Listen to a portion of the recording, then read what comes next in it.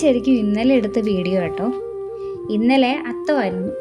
അപ്പോൾ ഓപ്പോസിറ്റുള്ള അഞ്ചുമൊക്കെ പൂവ് ഇടുന്നുണ്ട്. അപ്പം ഞാൻ വിചാരിച്ചു എന്തായാലും എല്ലാ ദിവസവും ഒന്നും ഇടാൻ പറ്റത്തില്ല, ഇന്ന് എന്തായാലും വെറുതെ ഇരിക്കുവാണ്, ഇവിടെ ഉണ്ട് താനും, അപ്പോൾ ഒരു ചെറിയ പൂവ് ഇട്ടേക്കാന്ന്.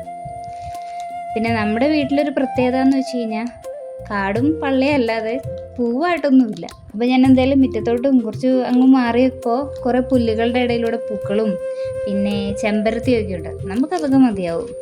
ഈ അത്തം ആയതുകൊണ്ട് ഒത്തിരി റൗണ്ട്സ് വേണ്ടല്ലോ, ഒരൊറ്റ റൗണ്ടോ അങ്ങനെയൊക്കെ മതി, അങ്ങനെയൊക്കെ ഉണ്ടല്ലോ. അത് നമുക്കറിയില്ല, നമ്മൾ പൂ വെച്ച് എന്തെങ്കിലുമൊക്കെ ഉണ്ടാക്കും. ശരിക്കും പറഞ്ഞാൽ ഞാൻ ഭയങ്കര ഈ നൊസ്റ്റു അടിക്കുന്ന ആളാണ്. ഞാൻ ഈ അടയ്ക്കാക്കുണ്ടെന്ന് പറഞ്ഞൊരു ഗ്രാമത്തിലാണ് ഉണ്ടായത്. അപ്പോൾ അവിടെയെന്ന് വെച്ച് കഴിഞ്ഞാൽ ഞങ്ങളൊരു തറവാട്ടിലായിരുന്നു. പപ്പയായിരുന്നു ഇളയത്. അപ്പോൾ ഞങ്ങൾ തറവാട്ടിൽ അപ്പിച്ചി, അമ്മ, മമ്മി, പപ്പ, പിന്നെ കുഞ്ഞമ്മ, പിള്ളേര്, പിന്നെ എൻ്റെ ചേട്ടനും ചേച്ചിയും, അങ്ങനെ ഇത്രയും പേരായിരുന്നു ഞങ്ങളുടെ ഫാമിലി.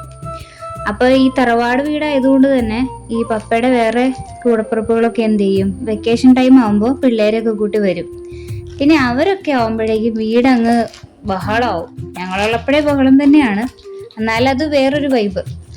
പിന്നെ പോരാത്തതിന് നമ്മുടെ അടുത്ത വീട്ടിലെ ആൾക്കാർ, അവരുടെയും ബന്ധുക്കളൊക്കെ വരും, അങ്ങനെയും തിരക്ക് വരും. അപ്പം കുറേ കൂട്ടുകാരുണ്ടാവും കളിക്കാനും പൂ പറിക്കാനും പൂവിടാനും. അങ്ങനെ ഒരൊറ്റ വീട്ടിൽ ഞങ്ങൾ പൂവ് എടുത്തുള്ളൂ കേട്ടോ, അങ്ങനെയായിരുന്നു.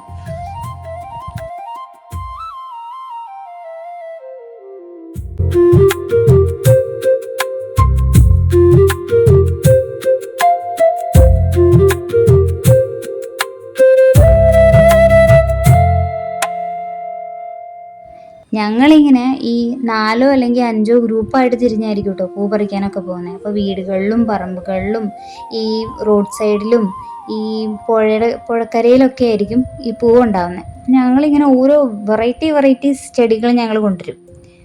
എന്നിട്ട് തന്നെ ഞങ്ങൾക്ക് തന്നെ ഉള്ളിലൊരു മത്സരമായിരിക്കും, ഏത് ഗ്രൂപ്പിനാണ് ഏറ്റവും കൂടുതൽ പൂ കിട്ടിയത്, അങ്ങനെയൊക്കെ. ആകെപ്പാട് ഒരു പൂക്കളേ എടുത്തുള്ളൂ കേട്ടോ. എല്ലാ ദിവസവും ഞങ്ങൾ എടുത്തില്ല, ഒരു ദിവസം അത്രേ ഉള്ളൂ. ബാക്കിയുള്ള ദിവസങ്ങളൊക്കെ ഞങ്ങൾക്ക് കളിക്കാനുള്ളതാണ്. ഇങ്ങനത്തെ പരിപാടിക്ക് നടക്കാൻ ഞങ്ങൾക്ക് സമയമില്ല. എല്ലാവരും ഒത്തൊരുമിച്ച് കൂടുന്ന തന്നെ ഈ വർഷത്തിൽ 1-2 തവണയൊക്കെ ആയിരിക്കും. അപ്പം ഞങ്ങൾക്ക് തന്നെ കുറേ കാര്യങ്ങൾ പറയാനുണ്ട്, കുറേ കളികൾ കളിക്കാനുണ്ട്. പലരും പല സ്ഥലത്തുനിന്ന് വരുന്നത്. അപ്പം അതൊക്കെ ഒരു കാലം. സത്യം പറഞ്ഞാൽ അങ്ങനത്തെ കാലമൊക്കെ നമ്മുടെ ഇപ്പോൾ ഉള്ള പിള്ളേർക്ക് അതൊക്കെ ഭയങ്കരമായിട്ട് മിസ് ചെയ്യും. ഇപ്പോൾ പണ്ടത്തെ പോലെ ആരും ഒത്തുകൂടാറൊന്നുമില്ല കേട്ടോ. അപ്പച്ചി അമ്മയൊക്കെ പോയപ്പോൾ പൊതുവെ കാരണന്മാർ ഫാമിലിയിൽ ഇല്ലെങ്കിൽ പിന്നെ മക്കൾക്കാണെങ്കിൽ പോലും പിന്നെ വരുമ്പോൾ ഒരു ബുദ്ധിമുട്ടായിരിക്കും. പിന്നെ ഞങ്ങളും മാറി അവിടുന്ന് നാട്ടിൽ നിന്ന് പോന്നു. അപ്പോൾ അതെപ്പോഴും എനിക്കൊരു ഓർമ്മയാണ്. ഞാൻ ഒത്തിരി കുഞ്ഞായിരുന്നപ്പോഴാണ് നാട്ടിൽ നിന്ന് പോകുന്നത്. അപ്പോൾ അത് ഓർക്കുമ്പോൾ ഞാൻ എപ്പോഴും പറയും നാട്ടിൽ പോവാന്നൊക്കെ. പിന്നെ ഞാൻ ഇച്ചിരി കുറച്ച് പ്രായമായപ്പോൾ ഞാൻ നാട്ടിൽ പോയപ്പോൾ അത് എൻ്റെ പണ്ടത്തെ മെമ്മറീസിലുള്ള എൻ്റെ വീടോ സ്ഥലങ്ങളോ ഒന്നുമല്ല, ഭയങ്കരമായിട്ട് മാറിപ്പോയി. ആകപ്പാടെ കാടൊക്കെ പിടിച്ച് അങ്ങനത്തെ കൂട്ടൊരു സ്ഥലമായിപ്പോയി. അപ്പോൾ എനിക്ക് ഇപ്പോഴും പണ്ടത്തെ ഓർമ്മകളായിട്ട് ഓർക്കാനാണ് ഇഷ്ടം. ഇപ്പോഴത്തെ ആ സ്ഥലം എനിക്ക് ഒട്ടും ഇഷ്ടമല്ല.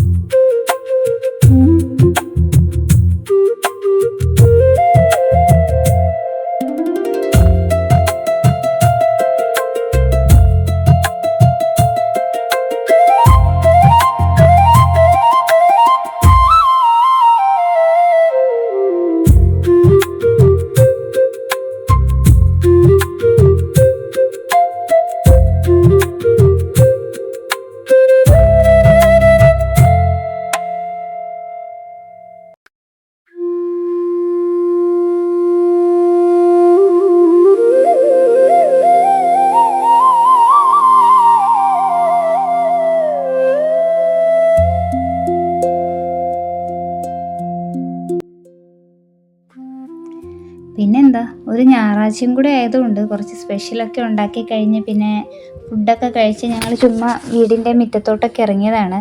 ഇവിടെ ഒരു ചെറിയ പാടവും അങ്ങനെയൊക്കെ ഉണ്ട്. ആ പാടത്തേക്ക് ഈ വഴിയല്ല കേട്ടോ പോകുന്നത്. ഈ വഴി വേണമെങ്കിൽ പോവാം, പക്ഷെ ഇവിടെ നിറച്ച് കാട് പിടിച്ച് കിടക്കുക. അപ്പോൾ ഇതിലൂടെ പോകുന്ന സേഫും അല്ല. നമ്മുടെ ഈ ഏരിയയിൽ ഇപ്പോൾ ഭയങ്കര പാമ്പ് ശല്യം, മൂർഖന്റെ കുഞ്ഞിനെയൊക്കെ കിട്ടിയിട്ടുണ്ട്. നമ്മുടെ വീട്ടിൽ നിന്ന് കിട്ടിയിട്ടുണ്ട്. ഇപ്പോൾ നമ്മുടെ നെയ്ബർ ചേച്ചിയുടെ വീട്ടിൽ നിന്നും ഇപ്പോൾ കിട്ടി. അപ്പോൾ പാമ്പ് പിടുത്തക്കാരൻ അങ്ങാണ്ട് വന്നപ്പോൾ അവർ പറഞ്ഞു ഇവിടെ പാമ്പിൻ്റെ എവിടെയൊക്കെയോ മാളങ്ങളുണ്ട്, സൂക്ഷിക്കണം എന്ന്. നമ്മുടെ ഷാഡോയ്ക്ക് ഒരു പ്രത്യേകതയുണ്ട്, എല്ലാ ഡോഗ്സും അങ്ങനെയാണെന്ന് ആയിരിക്കും. അവൻ ചേരാന്ന് പറഞ്ഞ പാമ്പിനെ കണ്ടു കഴിഞ്ഞാൽ അവൻ വലിയ കുരയൊന്നുമില്ല. പക്ഷെ അവൻ മൂർഖനെയും വളവളപ്പൻ അങ്ങനത്തെ കൂട്ട് പാമ്പുകളെയൊക്കെ കാണുമ്പോൾ അവന് വേറെ രീതിയിലുള്ള ഒരു കുരയുണ്ട്. അങ്ങനെയൊക്കെ അവൻ കുരയ്ക്കുമ്പോൾ അപ്പനും മനസ്സിലാവും, പിന്നെ വടിയെടുത്തിറങ്ങും എന്താണെന്ന് നോക്കാൻ വേണ്ടി. അങ്ങനെ പല സിറ്റുവേഷനിലും അവൻ്റെ മുമ്പിലൂടെയൊക്കെ പോയിട്ടുണ്ട്. അവനിപ്പോൾ അഴിച്ചു വിട്ടിട്ടാണ് ഈ പാമ്പിനെയൊക്കെ കാണുന്നെങ്കിൽ അവൻ നമ്മളെ പ്രൊട്ടക്റ്റ് ചെയ്യാനല്ലേ നോക്കുള്ളൂ, അവൻ മൈൻഡ് ചെയ്യത്തില്ല. അപ്പം ഞങ്ങൾ എപ്പോഴും ആലോചിക്കാറുണ്ട് അവനെ അടിച്ചു വിടുമ്പോൾ ഇങ്ങനത്തെ സാധനത്തിനൊന്നും കണ്ടേക്കില്ലേന്ന്.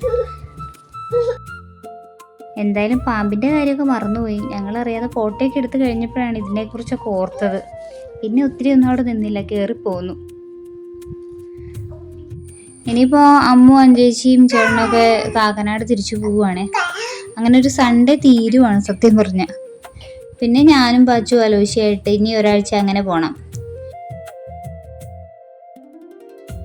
പിന്നെ ഒരു സന്തോഷം എന്താണെന്ന് വെച്ച് കഴിഞ്ഞാൽ പിന്നെ ഈ ആഴ്ചകളിലൊക്കെ നമുക്കിനി ഓണത്തിൻ്റെ ആ ഒരു വൈബാണല്ലോ. ഓണ പ്രോഗ്രാം ഓഫീസിലുണ്ട്, ആലൂഷിയുടെ ഓഫീസിലുണ്ട്, അവിടെയൊക്കെ പോകണം. അപ്പം അങ്ങനെയൊക്കെ നോക്കുമ്പോൾ ഒരു രസമുണ്ട്.